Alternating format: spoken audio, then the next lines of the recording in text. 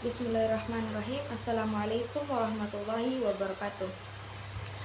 Innal hamdalillah nahmaduhu wa nasta'inuhu wa nastaghfir wa na'udzubillahi min syururi anfusina wa min sayyiati a'malina may yahdihillahu fala mudilla lahu wa may yudlilhu fala hadiyalah.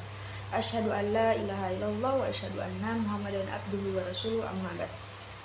Pertama-tama, marilah kita panjatkan puja dan puji syukur atas kehadirat Allah Subhanahu wa taala yang telah memberikan kita beribu-ribu kenikmatan, diantaranya nikmat iman, Islam dan kesehatan, sehingga kita dapat bertemu pada kesempatan kali ini.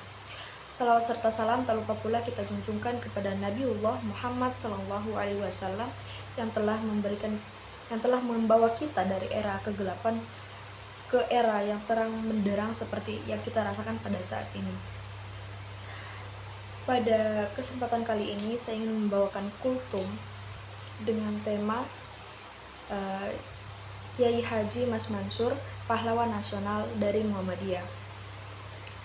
Mas Mansur adalah salah satu tokoh Islam Indonesia terkemuka di abad ke-20.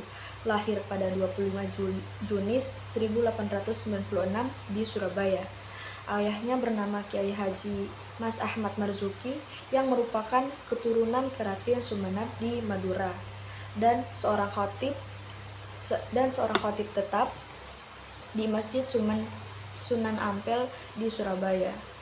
Ibunya bernama Raudah, seorang wanita kaya yang berasal dari keluarga pesantren Sidoresmo, Wonokromo, Surabaya. Dari kedua orang tuanya, Mas Mansur memiliki akar tradisi pesantren yang sangat kuat, sehingga hidup dalam suasana keagamaan dan adat yang begitu kental. Mas Mansur kecil sering menyaksikan ceramah-ceramah Kiai Haji Ahmad Dahlan di Surabaya. Ia juga menimba ilmu dari Muhammad Toha Desmo yang kemudian berlanjut ke pesantren Demangan Bangkalan, dan tidak luput pula belajar pada Kiai Khalil untuk mendalami Al-Quran dan kitab Alfiyah Ibnu Malik. Akrab dengan kitab kuning dan tradisi pesantren lainnya, pada tahun 1908 Mas Mansur menunaikan ibadah haji sekaligus mukim dan belajar di Mekah kepada Kiai Mahfuz yang berasal dari pesantren Termas Pacitan. Sepulang dari Mekah dan Mesir pada tahun 1915, Mas Mansur mengasuh dan mengajar di pesantren An-Najiyah di Sidoresmo. Selain mengajar kitab kuning di pesantren, ia juga aktif terlibat dalam berbagai gerakan, baik yang bersifat sosial, politik, keilmuan, maupun keagamaan. Bahkan bergabung dengan Syarikat Islam pimpinan HOS Cokro Aminoto dan terlibat mendirikan pusat kajian Taswirul Afkar bersama Kiai Wahab Hasbullah. Di sela-sela kesibukannya sebagai aktivis dalam dunia pergerakan, Mas Mansur masih sempat berpikir kontemplatif dengan menulis berbagai media.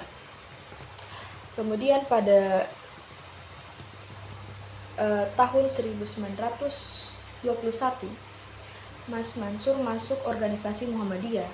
Awalnya anggota biasa, kemudian menjadi ketua cabang Muhammadiyah Surabaya, lalu menjadi konsul Muhammadiyah wilayah Jawa Timur. Pada tahun 1927, ia dipercayai menjadi ketua Majelis Tarjih pertama.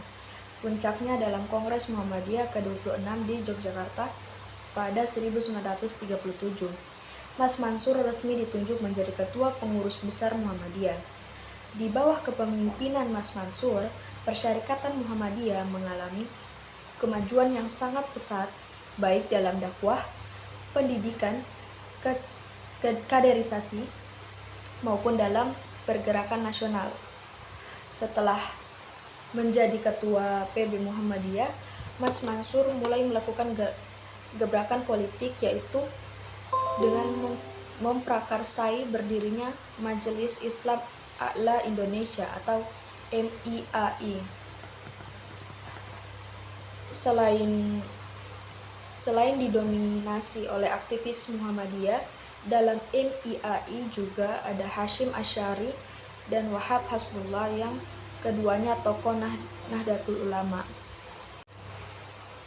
Berikutnya, ia juga memprakarsai berdirinya Partai Islam Indonesia atau PII pada tahun 1938 bersama Sukiman Wiryasanjaya. Menurut sebagian kalangan, pendirian ini dilakukan sebagai penimbangan atas sikap non-kooperatif dari Partai Syarikat Islam Indonesia atau PSII pada tanggal 19 Maret 1939, Mas Mansur dan Erwiwoho mewakili partai tersebut untuk mendirikan Gabungan Politik Indonesia atau GAPI bersama kaum pergerakan kebangsaan di Jakarta. Sebagai tokoh elit politik dan pemuka agama yang disegani, Mas Mansur juga banyak ditawari jabatan prestisius oleh pemerintahan Hindia Belanda. Kemudian ketika Jepang menggantikan kekuasaan Belanda atas Nusantara, tepatnya pada tanggal 16 April 1943, dibentuklah organisasi yang bernama Pusat Tenaga Rakyat atau PUTERA PUTERA di lapangan Ikada, Jakarta. Mas Mansur bersama dengan Soekarno, Muhammad Hatta, dan Ki Hajar Dewantoro ditunjuk sebagai pimpinan PUTERA yang kemudian dikenal sebagai sebutan Empat Serangkai. Keempat tokoh ini dianggap Jepang sebagai kelompok yang paling berpengaruh di Indonesia. Keterlibatannya dalam Empat Serangkai mengharuskan Mas Mansur pindah ke Jakarta sehingga Ketua PB Muhammadiyah diserahkan kepada Ki Bagus Hadikusumo. Pada tanggal 29 April 1945, bertepatan dengan HUT Kaisar Jepang, Tenno Haika, pengurus dan anggota Badan Pengurus Usaha Persiapan Kemerdekaan Indonesia BPUPKI diangkat. Berikutnya yaitu saat kemerdekaan Indonesia diproklamasikan pada 17 Agustus 1945, gelombang semangat meliputi seluruh orang di tanah air, mulai dari akar rumput hingga pimpinan negara. Di Surabaya bagian utara, Mas Mansur memimpin barisan pemuda yang melawan militer Belanda. Kondisi raga yang sakit tidak memungkinkannya untuk melawan secara frontal. Saat itulah Mas Mansur ditangkap pihak musuh dan ditahan.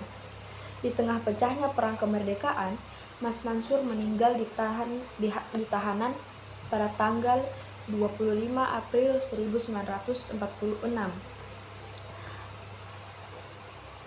Sang ulama sekaligus negarawan ini wafat sebelum usianya memasuki setengah abad. Jenazahnya dimakamkan di Gipo, Surabaya. Kemudian Mas Mansur dianugerahi gelar Pahlawan Kemerdekaan Nasional pada 26 Juni 1964. Mungkin sekian yang dapat saya sampaikan mengenai Kiai Haji Mas Mansur. Kurang dan lebihnya saya mohon maaf. Billahi fisabilil haq, fastabiqul khairat. Assalamualaikum warahmatullahi wabarakatuh.